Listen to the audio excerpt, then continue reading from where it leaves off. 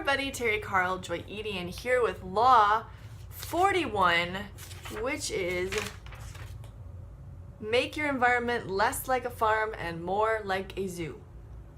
Sounds crazy, but let me explain. So, thank you for joining us for Dave Asprey's Game Changers. We're all the way on Law 41. We're winding it down to the end.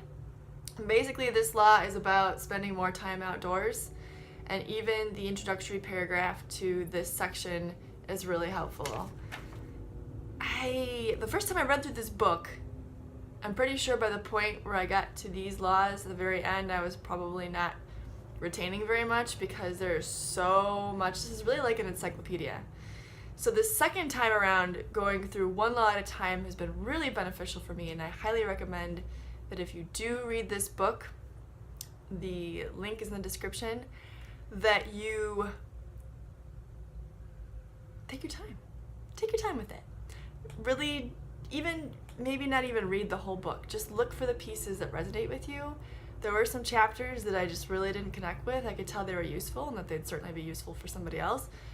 But there are others that just I knew I needed to reread. I knew were talking directly to me. So find those for yourself. Check them out. Check out these videos. The whole playlist is on Game Changers, so check it out.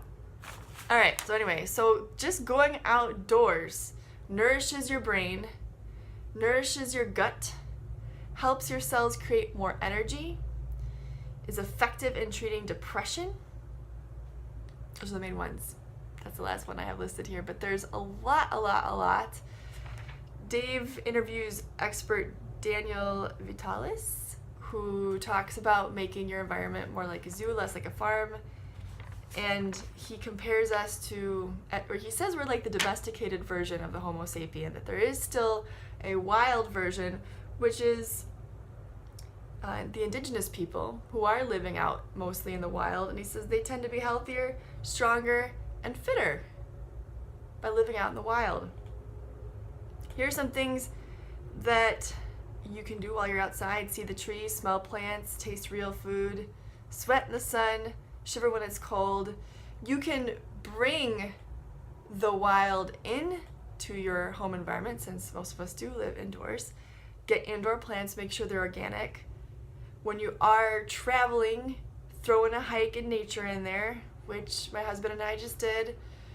We recently took a cruise, and the most important part for me, we actually took two trips. We took a trip to Florida, and then we ended up taking a cruise. And it was during winter, at the time of this video, we're in the Midwest. And I was getting some serious SAD going on, seasonal affective disorder, and I think he was too. And I was like, I don't even care what we do while we're there for either of these trips, we're gonna be outside. And I was just soaking up that sunshine, soaking up that fresh air for both of them. I made sure I was walking around for both of them, just getting some sun, getting some nature. So that I really connected with that suggestion. And then they also say to list 3 ways you can make your environment more like a zoo. Which again, number 1 could be bringing in some plants. But what else did I want to share with you today? Daniel, his expert, talks about rewilding and says that there's a possible link between the degeneration of our genetic code and the increase of the illnesses that we have, modern illnesses. So it's really important to get back in touch with our roots. I'm going to read this paragraph, most of it, because it was really powerful. Right now, Daniel says we're living in a human factory farm. The purpose of a farm is not to promote the animal's health, happiness, well-being, and longevity. It's about achieving maximum productivity at any expense with the goal of ending that animal's life shortly. So if you think about animal factory farming and compare it to our existence, let's keep going with it. We're born in captivity. We're born indoors. We're snipped and cut right after birth. We're traumatized, we're indoctrinated, we're brainwashed. Then we produce products, services, and taxation money nonstop until we die prematurely. That's a factory farm for humans.